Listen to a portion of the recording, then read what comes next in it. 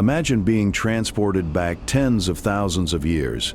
Before you are not familiar cities, fields, or forests, but a vast icy landscape stretching to the horizon.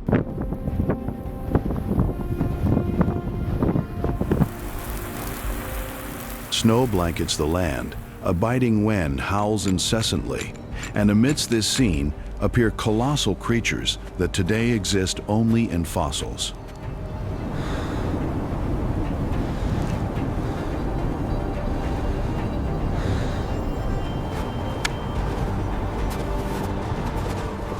This is the world of the last ice age. Herds of woolly mammoths slowly move across the frozen savanna. Woolly rhinoceroses use their massive horns to dig through the snow for food.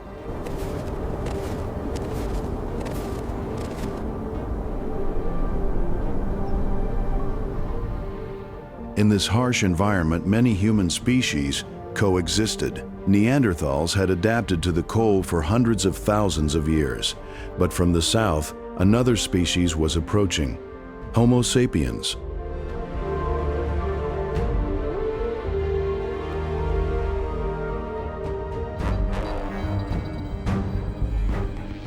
They were neither the strongest nor the most adapted to the freezing temperatures.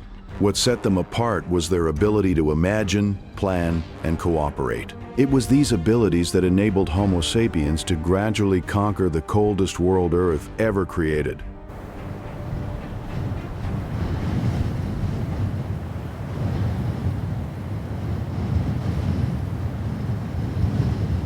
For hundreds of thousands of years, the cold lands of the northern hemisphere were the domain of giant animals. This was the age of woolly mammoths, woolly rhinos, giant bison, armored glyptodonts, and massive ground sloths.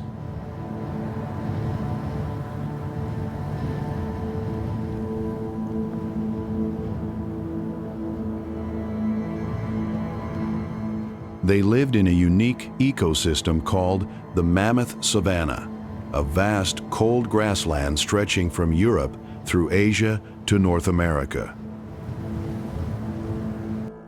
Despite the extremely harsh climate, this ecosystem produced enough vegetation to sustain countless giant herbivores. Each species possessed incredible adaptations.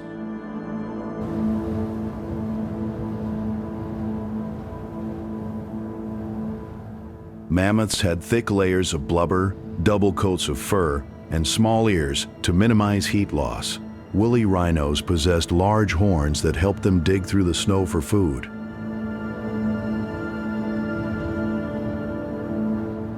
Giant ground sloths could stand on their hind legs to reach high branches, or defend themselves with sharp claws.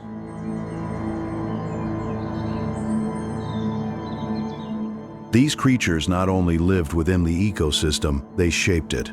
They expanded grasslands, dispersed nutrients, and influenced the entire environmental structure.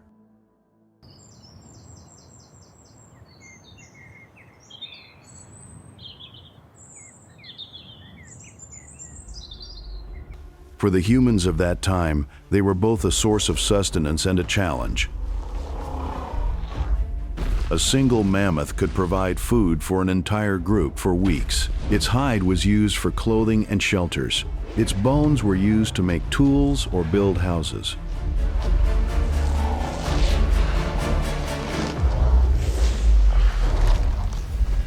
However, hunting such enormous animals was no easy task. It required a high level of coordination, strategy, and communication. These collective hunts may have contributed to the advancement of human society and intelligence.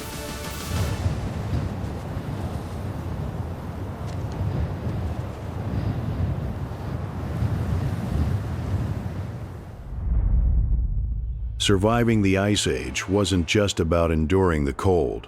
The climate was constantly changing. Glaciers expanded and contracted. Once fertile lands could become barren in a short time.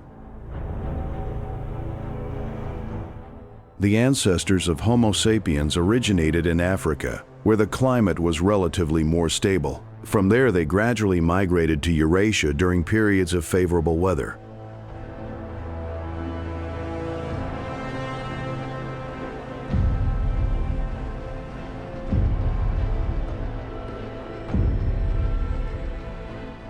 Each step north meant facing new challenges, longer winters, scarcer food sources, and more unpredictable weather.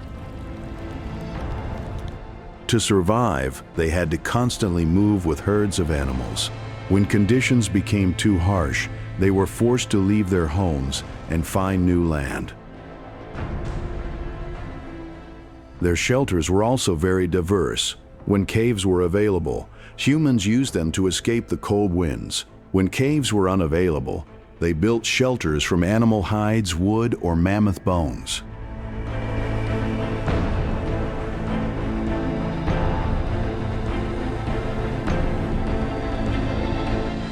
Food security in winter was a crucial survival problem. Plant scarcity made meat the primary energy source. This required increasingly sophisticated hunting skills. Humans learned to read footprints, track herds, and predict migration routes. Most importantly, cooperation became essential. A large hunt often required multiple individuals to fulfill different roles. Some herded the animals, others ambushed them, and still others delivered the finishing blow.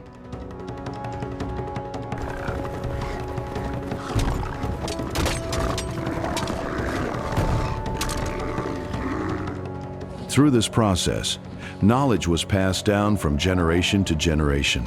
Valuable experiences in hunting, tool-making, and survival gradually became the foundation of human culture.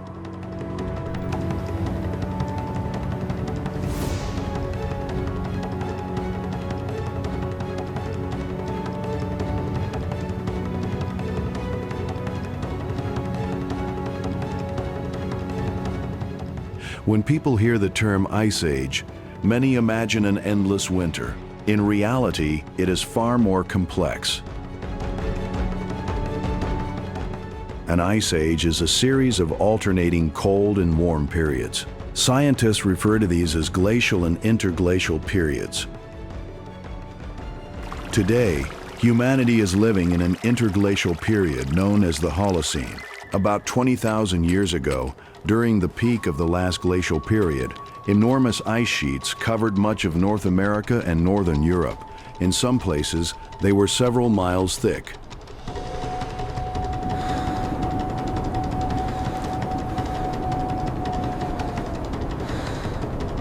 The immense weight of this ice was enough to deform Earth's crust. Because so much water was locked up in ice, sea levels were more than 390 feet lower than they are today. Many areas that are now beneath the ocean were still above water at that time.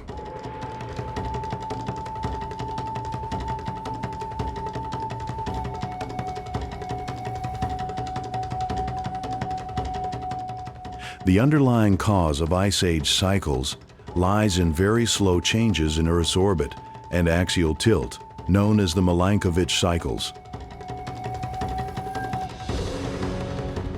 Small changes in the amount of solar radiation reaching Earth can accumulate over tens of thousands of years, leading to the expansion or melting of massive ice sheets. What is particularly remarkable is that climate transitions can sometimes occur much faster than people imagine, fast enough for a single human lifetime to witness noticeable changes in the world around them.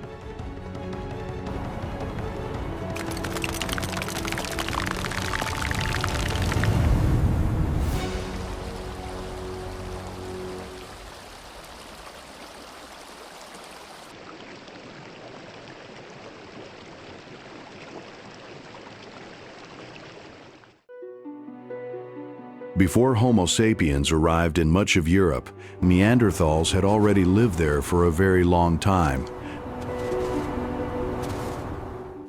They were masters at adapting to cold climates. Neanderthals had short, sturdy bodies with proportions that helped retain heat efficiently. They possessed well-developed muscles, large rib cages, and considerable physical strength.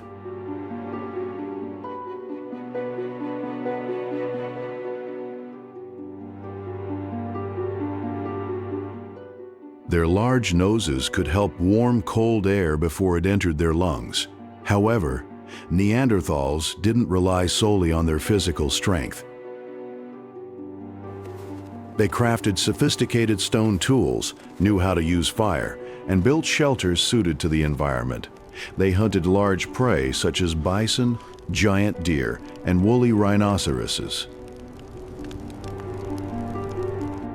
Many Neanderthal skeletons show traces of severe injuries, demonstrating the extreme danger their hunting activities were. Archaeological evidence also suggests they cared for the sick, assisted the injured, and may have performed burial rituals. Today, scientists believe that Neanderthals possessed far more complex cognitive and communication abilities than previously thought.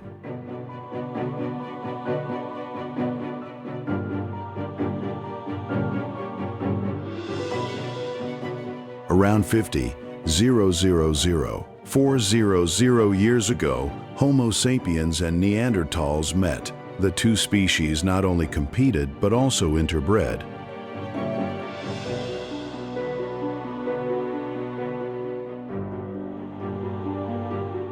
That's why many modern humans outside of Africa still carry some Neanderthal DNA.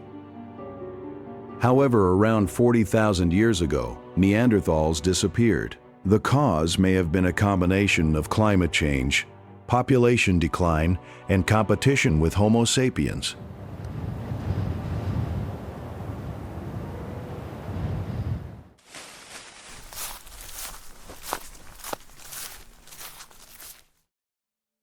If Neanderthals possessed bodies better adapted to cold, why did Homo sapiens become the only surviving human species?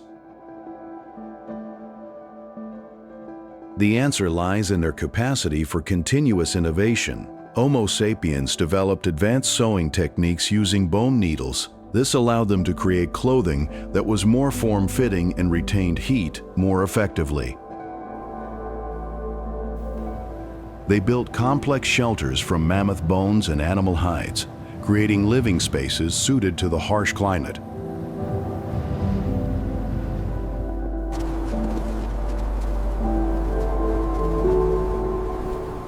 They used fire not only for heating, but also for food preparation, material processing, and improving their quality of life.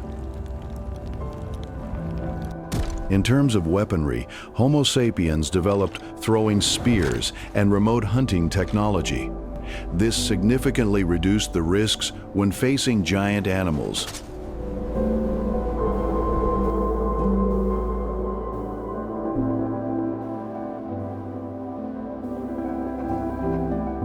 More importantly, they possessed the ability for long-term planning.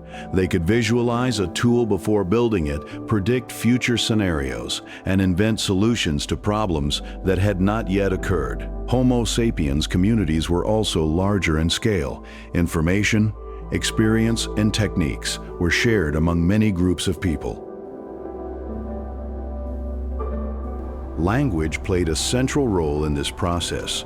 It allowed for the transmission of accurate knowledge, the organization of large-scale hunts, and the maintenance of social cooperation on unprecedented scales.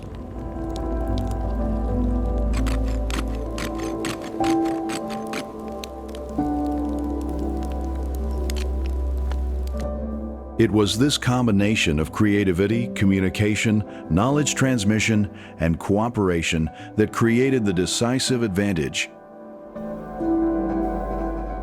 While other human species relied primarily on biological adaptations, Homo sapiens relied on the ability to transform themselves through culture and technology. This was the foundation that enabled them to survive the Ice Age and eventually become the dominant species on the planet.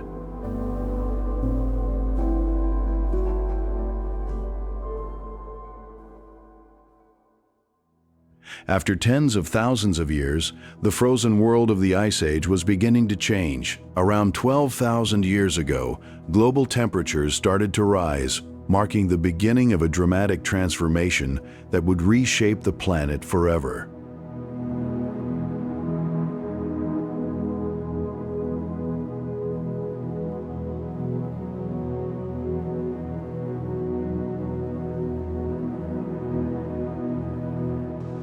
As the climate warmed, massive glaciers that had covered much of North America and Europe began to melt and retreat. Enormous amounts of fresh water flowed into the oceans, causing sea levels to rise and flooding land bridges that had once connected continents. Regions that humans and animals had used for migration disappeared beneath the waves.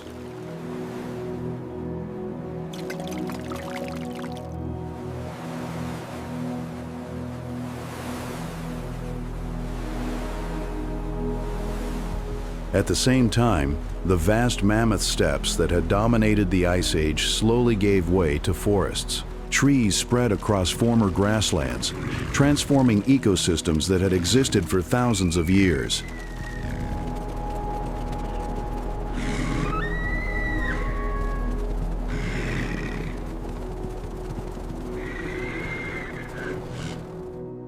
The open landscapes that supported mammoths, giant bison, and other Ice Age animals became increasingly fragmented. For humans, these environmental changes created new opportunities. Forests provided new resources, while a warmer and more stable climate allowed communities to settle for longer periods in favorable regions. These developments laid the foundation for the more complex societies that would emerge in the future. But for many of the great Ice Age animals, the warming world brought serious challenges. Their habitats shrank, food sources declined, and migration routes changed. Species that had thrived in cold, open environments struggled to adapt to a rapidly changing planet.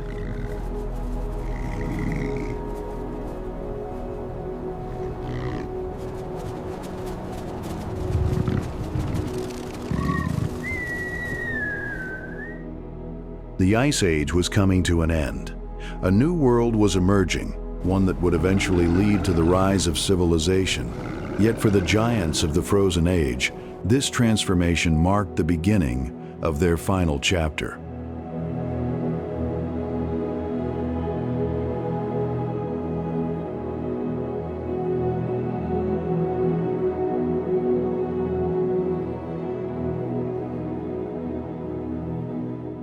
And as we will discover next, the disappearance of the mammoths and other Ice Age giants remains one of the greatest mysteries in Earth's history. And in the next part, we'll explore one of the greatest mysteries of natural history, what really caused mammoths, woolly rhinos, and other giant creatures that once dominated the Earth to disappear forever. Subscribe to the channel now to catch the latest developments.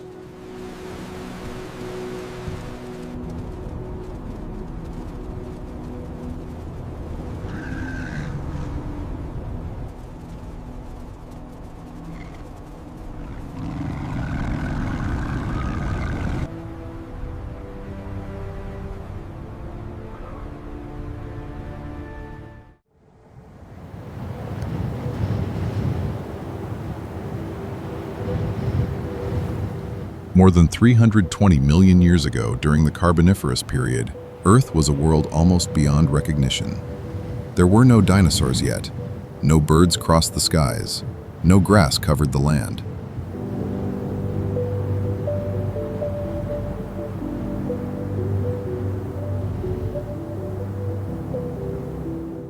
Instead, vast swamp forests stretched for thousands of miles across the planet. Towering fern-like trees and giant horsetails rose from dark wetlands beneath a thick, humid atmosphere.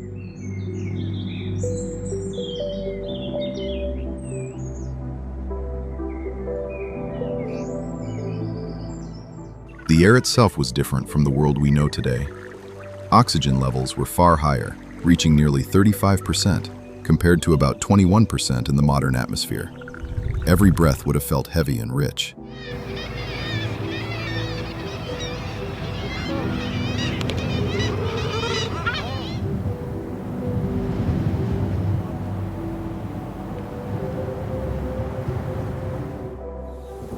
Across endless tropical lakes that rarely seem to end.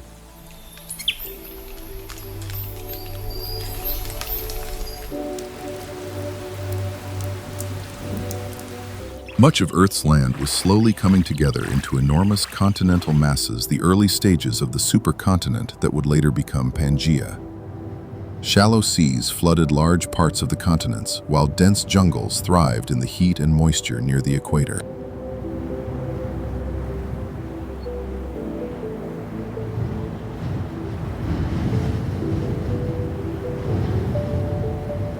This ancient world was alive in a way difficult to imagine today. Swamps echoed with the sounds of primitive amphibians, while giant arthropods crawled beneath the towering canopies.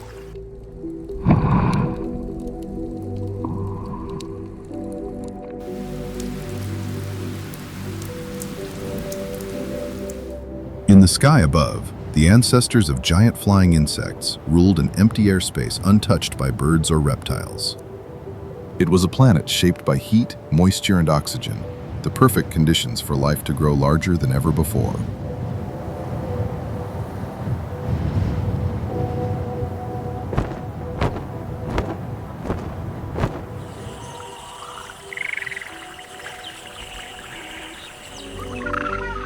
The Carboniferous world was not only warmer and wetter than modern Earth, it also contained far more oxygen. And that single difference may have changed the history of life itself.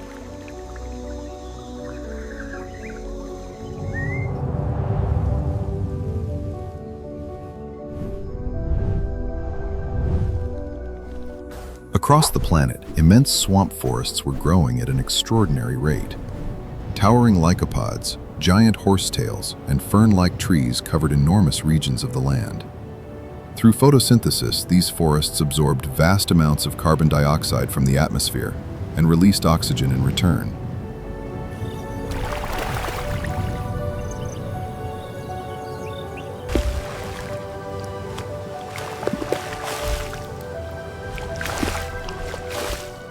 Oxygen levels in the atmosphere continued to rise, reaching nearly 35%, far above modern levels.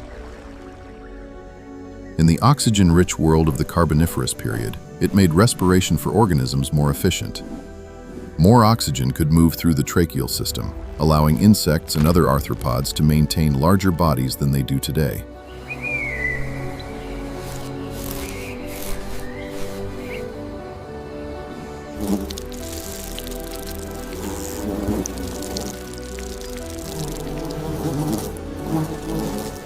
Generation after generation, some species slowly increased in size.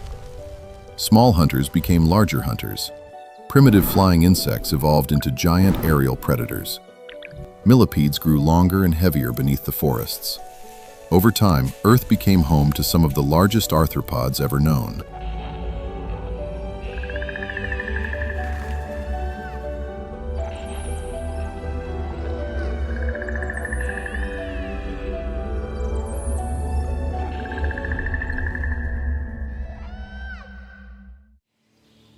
Among the giants of the Carboniferous world, few creatures were more impressive than Arthropleura. Moving slowly through the dark swamp forests, this enormous arthropod could reach lengths of more than 8 feet, making it one of the largest land invertebrates ever discovered.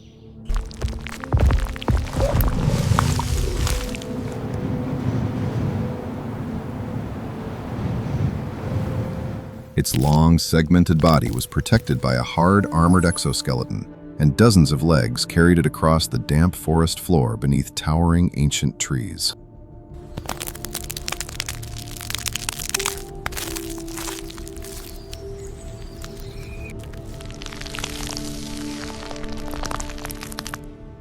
Despite its intimidating appearance, Arthropleura was not a hunter. Evidence suggests it was most likely a herbivore or detritivore, feeding on decaying plant matter, fallen vegetation, and rotting wood scattered across the swamps of the Carboniferous forests. In a world filled with dense vegetation and humid wetlands, food was abundant.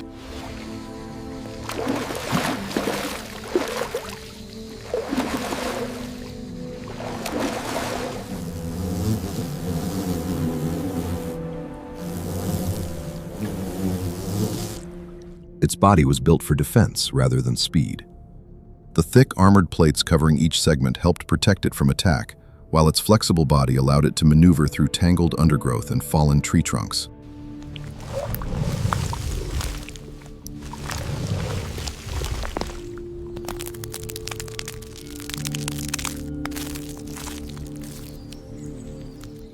When threatened, scientists believe Arthropleura may have raised the front part of its body in a defensive posture, similar to the warning display of a modern cobra, making itself appear even larger and more dangerous to potential predators.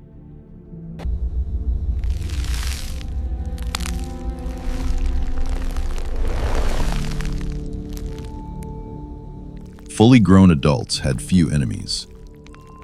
Their sheer size and heavy armor made them difficult to attack in the swampy forests they called home.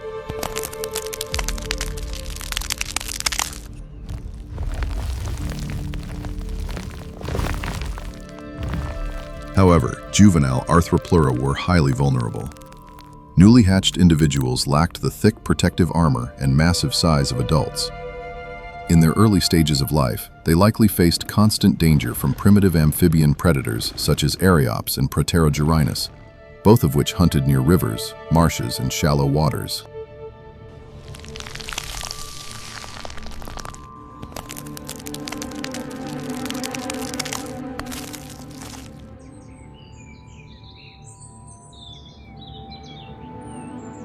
In the shadows of the Carboniferous forests, survival depended on growing large, quickly. And in an atmosphere rich with oxygen, Arthropleura did exactly that.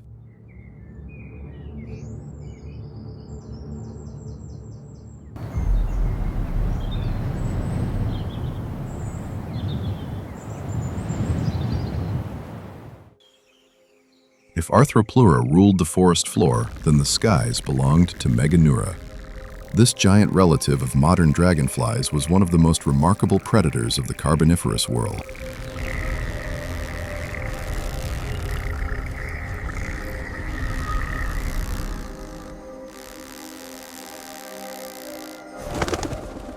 With a wingspan stretching more than 2 feet across, Meganura was among the largest flying insects ever known, and at that time, there was nothing else like it in the air.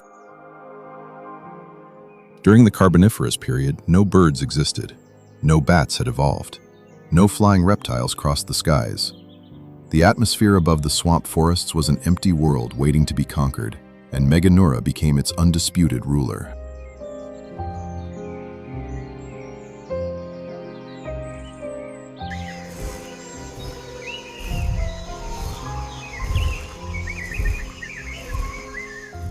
It was built for speed and precision. 4 long wings moved independently, allowing sudden turns and rapid changes in direction while flying through the warm, oxygen-rich air.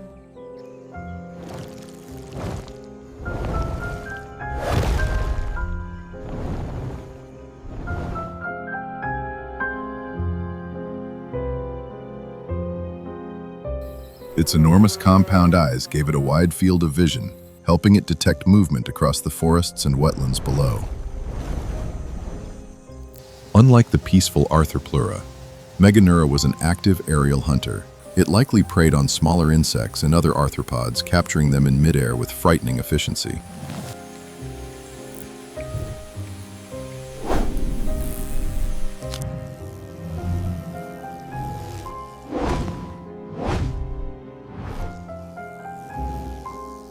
Its most dangerous weapons were not its jaws, but its legs. The front legs were covered with sharp spines that formed a kind of living trap. While flying, Meganura could snatch prey directly from the air, locking struggling victims between its spiny limbs before tearing them apart with strong mandibles.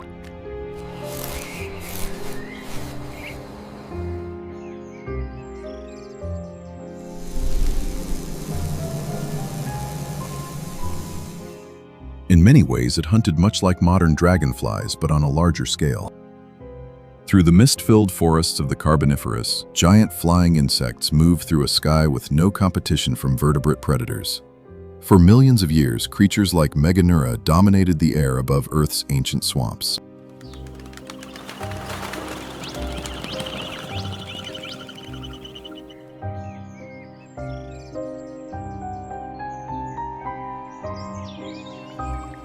But deep within the forests below, another giant predator was waiting in the shadows. That was Pulmonoscorpius. This giant ancient scorpion could grow to nearly 3 feet in length, making it far larger than most modern scorpions. It moved silently across the swamp floor, hunting among fallen vegetation and shallow waters.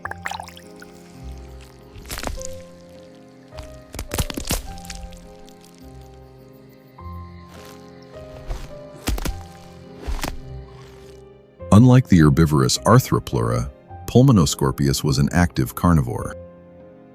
Its long tail carried a venomous stinger, while its claws helped seize struggling prey in the darkness of the forests. Scientists believe it likely hunted insects, smaller arthropods, and even primitive amphibians that wandered too close to the swamps.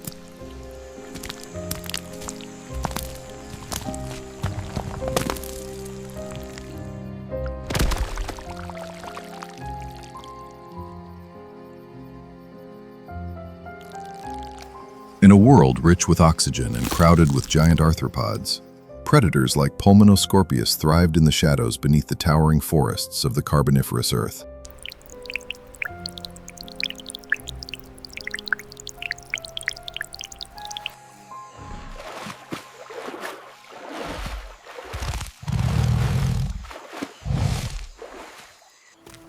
But the Carboniferous forests were not ruled by only a few giants.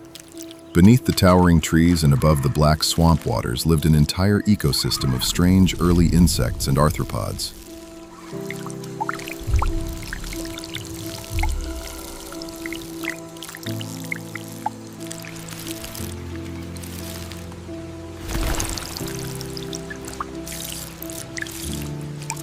Among the most common were primitive relatives of modern cockroaches, including ancient species such as Archaeomeleacris.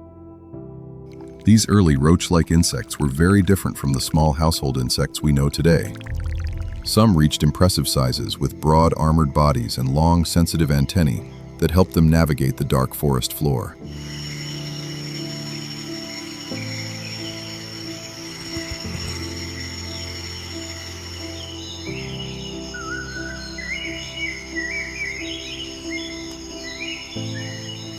They fed on decaying vegetation fungi and organic debris scattered throughout the swamps, playing an important role in recycling nutrients in this ancient world.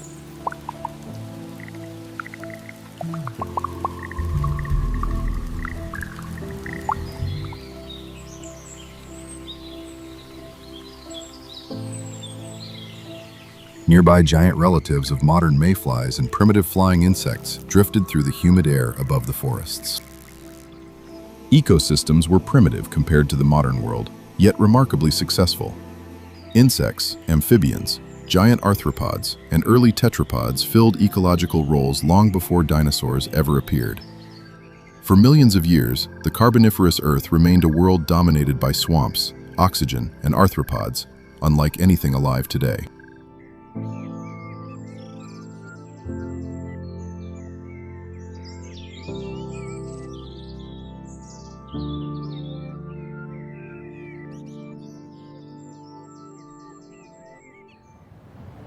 During the late Carboniferous period, giant arthropods still dominated much of the land, but the balance of life on Earth was already beginning to change.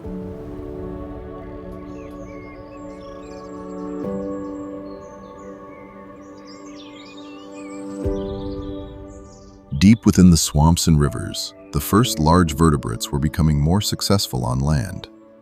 Early tetrapods were evolving stronger bodies to move through shallow, water-muddy forests and wet ground.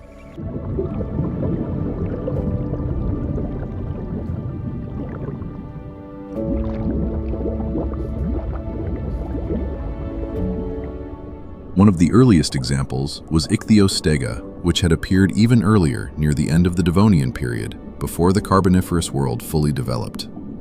Although still heavily tied to aquatic environments, creatures like this marked a major evolutionary turning point.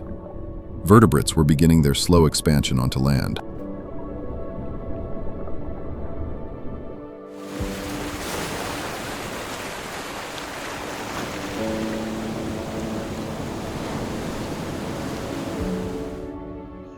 Millions of years later, toward the end of the Carboniferous and especially into the Permian period, much larger amphibian predators appeared.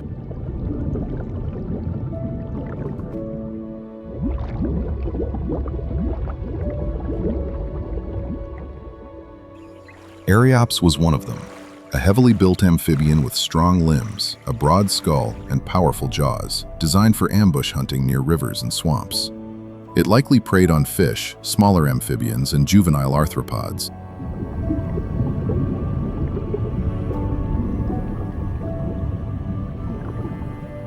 Nearby lived Diplocaulus, a strange amphibian recognized by its distinctive boomerang-shaped skull. Though smaller than Archaeopteryx, it was part of the growing diversity of vertebrate life spreading through ancient wetlands.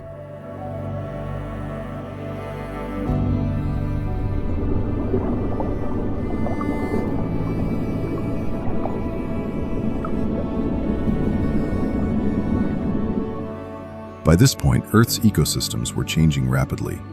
Giant insects and arthropods were no longer the only dominant animals in these environments. Amphibians and early reptile relatives were becoming larger, faster.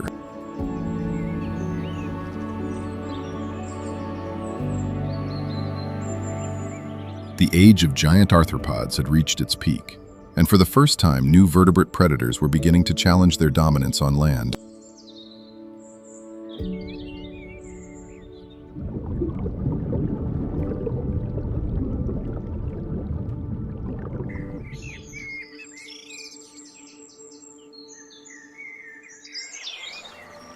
For millions of years, giant insects had ruled the skies with almost no competition.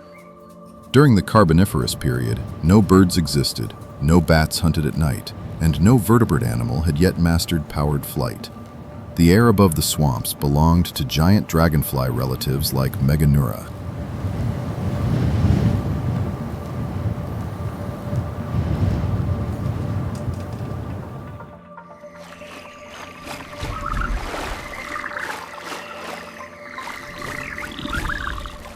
But that dominance would not last forever.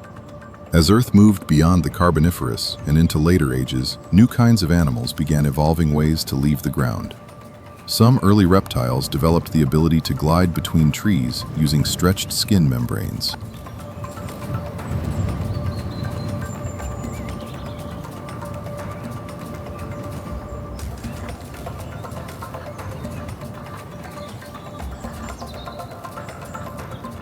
One possible example was Coelurosaurus, a strange reptile that used long, skin-supported structures to glide through ancient forests. These animals were not true flyers yet, but they marked the beginning of a major change in the skies.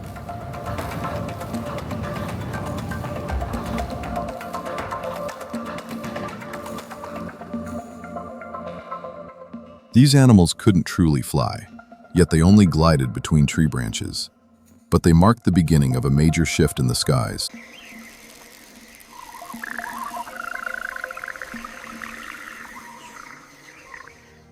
Then, during the Triassic period, the first true flying vertebrates appeared. Pterosaurs evolved lightweight skeletons, strong chest muscles, and highly efficient lungs. Unlike giant insects, they could actively flap their wings for long-distance flight and precise aerial movement.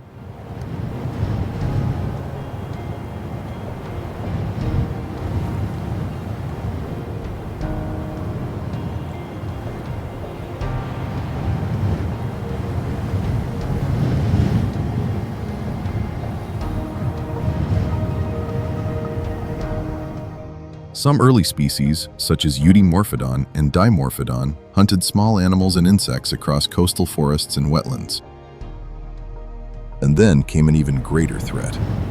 Around 150 million years ago, during the late Jurassic, Archaeopteryx appeared. It still looked partly reptilian, with teeth, clawed fingers, and a long, bony tail. But it also possessed feathers and wings, capable of controlled flight and gliding between trees.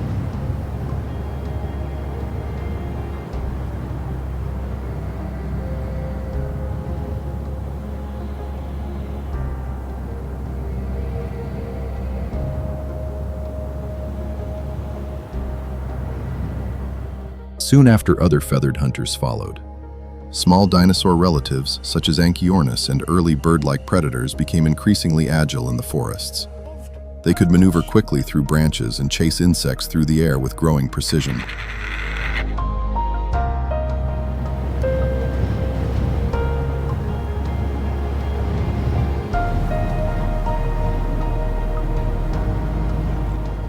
These early bird-like hunters were faster, more agile, and capable of pursuing prey through dense forests and open air.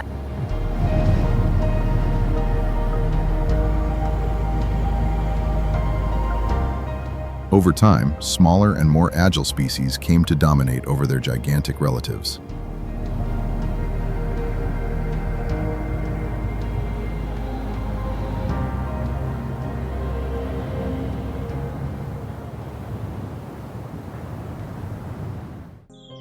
Among the most successful animals on humans by unimaginable continent and survive in environments cannot.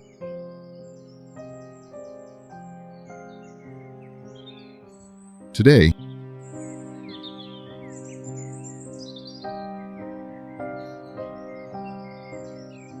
but one thing has never returned. The giants are gone. Modern Earth simply does not favor giant insects the way the Carboniferous world once did. Even today, however, we can still see echoes of that ancient world. Modern dragonflies remain some of the most skilled aerial hunters on Earth, descendants of lineages that once ruled prehistoric skies. Yet compared to the monsters of the Carboniferous, even these insects are small.